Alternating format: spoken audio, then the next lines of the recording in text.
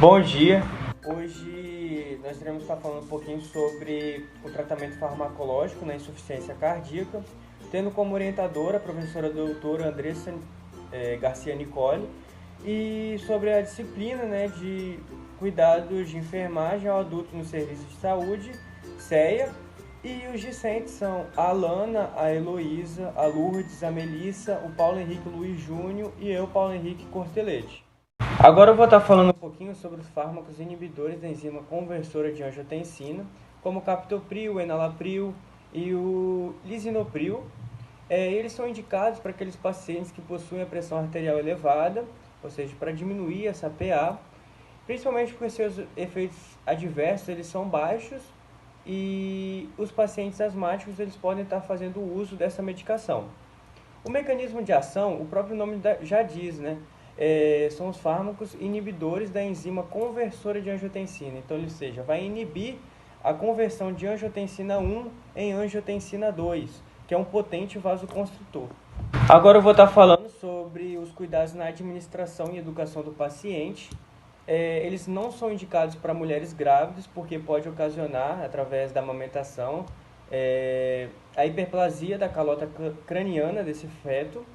E os seus efeitos adversos principalmente por conta que a enzima conversora de angiotensina, quando ela converte angiotensina 1 em angiotensina 2, ela também degrada a bradicilina. E uma vez que essa enzima está inibida por algum desses fármacos, ela vai ocasionar, vai ter o acúmulo de bradicilina. E essa bradicilina ela se deposita nos pulmões, promovendo a tosse. Bom, eu vou estar falando sobre os bloqueadores de receptores de angiotensina, as suas indicações de uso. Suas principais indicações de uso são para o tratamento da pressão alta, a hipertensão arterial, e da insuficiência cardíaca. O seu mecanismo de ação: ocorre o bloqueio dos receptores AT1 por antagonismo, o que vai inibir a contração da musculatura lisa vascular, que é causada pela angiotensina 2. Como consequência, vai ocorrer a vasodilatação, excreção de sódio e diminuição da atividade noradrenérgica. Alguns cuidados aí na administração e educação do paciente. Vamos considerar doses mais baixas para pacientes com histórico de insuficiência hepática, uso concomitante com diuréticos poupadores de potássio pode acarretar no aumento do potássio sérico, que é a hipercalemia.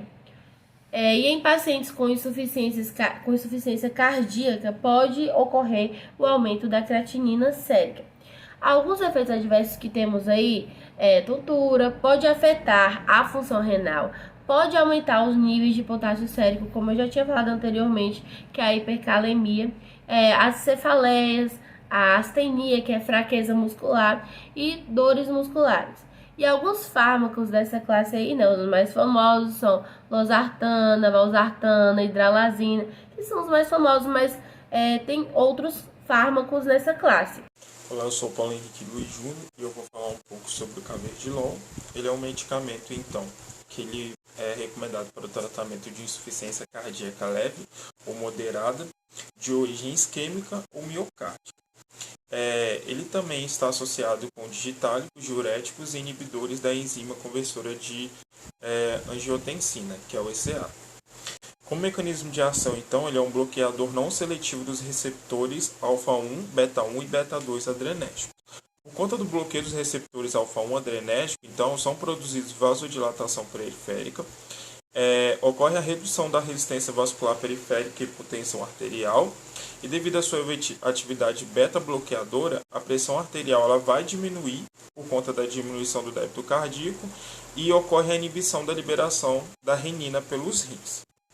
Como cuidados na administração desse medicamento, ele é um medicamento que ele oferece risco na gravidez. Durante o seu uso, o Caverdilol ele deve ser checado periodicamente a frequência cardíaca, a pressão arterial, a glicemia capilar, em caso de pacientes diabéticos, ECG, que é o ecocardiograma, e função renal e hepática do paciente, sempre ser monitorados também. Como efeitos adversos, a gente tem tontura, desmaio, cefaleia e astênia, que são normalmente os efeitos mais comuns e leves que ocorrem no início do tratamento.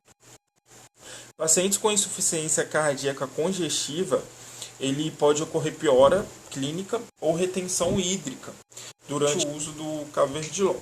Eu vou falar agora então sobre o metoprolol. O succinato de metoprolol, então, ele é um bloqueador beta-1 adrenérgico. Ele é indicado para o tratamento de hipertensão arterial, angina, terapia de insuficiência cardíaca crônica sintomática, sendo leve ou grave, e outras alterações cardíacas. Ele é também utilizado no tratamento de enxaqueca. Ele também auxilia no manejo de hipertireoidismo.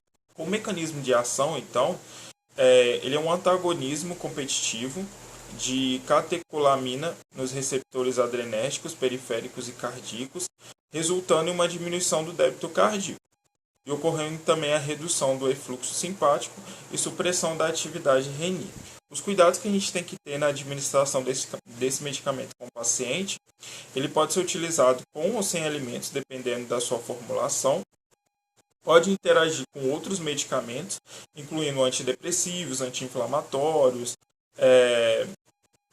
e outros medicamentos para o coração e diuréticos. Ele também reduz a frequência cardíaca e a PA do paciente. É importante sempre estar monitorando a frequência cardíaca e a pressão arterial durante o seu tratamento. E também deve ser evitado o álcool no caso do uso do medicamento, porque o álcool ele aumenta o risco de efeitos colaterais na utilização desse medicamento. Os efeitos adversos, os mais comuns, a gente tem a fadiga, o cansaço, tontura, dor de cabeça, náusea, dor abdominal. Os diuréticos de alça, como por exemplo a furosemida, ele tem indicação no tratamento de insuficiência cardíaca e outras doenças complicadas por retenção de sal e água. O seu mecanismo de ação, ele atua na alça de Henle, inibindo o transporte de sódio e cloro, a fim aí de reduzir a sua reabsorção, no qual irá aumentar a pressão osmótica no néfron, que diminui a reabsorção de água, que consequentemente diminui o volume sanguíneo, baixando a pressão arterial e aumentando a excreção urinária. Já nos cuidados da administração e educação do paciente, o paciente que possui a síndrome nefrótica, ela pode causar aí insensibilidade aos diuréticos. Já os seus efeitos adversos pode causar aí uma hipovolemia e hipopotassemia. Eu vou estar falando sobre a hidroclorotiazida. A indicação de uso dela é para insuficiência cardíaca congestiva.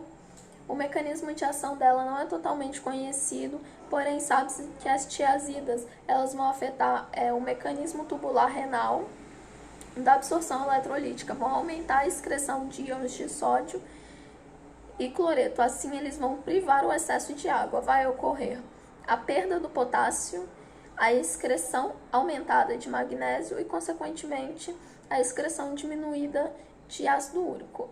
Os cuidados na administração são ingerir o medicamento junto à água, atentando-se à dose prescrita, e o medicamento pode gerar como efeito adverso hipotensão postural, bradicardia, náusea e vômito.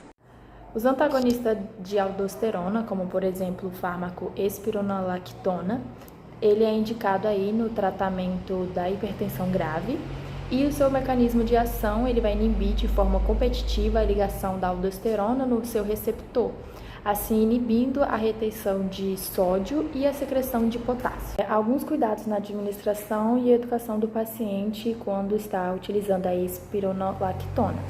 Ter precaução aí na insuficiência renal e monitorar o potássio plasmático desse paciente. E os seus efeitos adversos, ele pode causar ginecomastia, distúrbios menstruais e atrofia testicular. Os digitáricos, eles também são conhecidos como glicosídeos cardíacos. Dentre eles, um dos mais importantes é a digoxina, que é o mais utilizado. Essa classe de medicamentos ela é indicada para reduzir a frequência ventricular em fibrilação atrial rápida e persistente e também no tratamento da insuficiência cardíaca, naqueles pacientes que continuam sintomáticos, mesmo com o uso ótimo de diuréticos e de inibidores da ECA.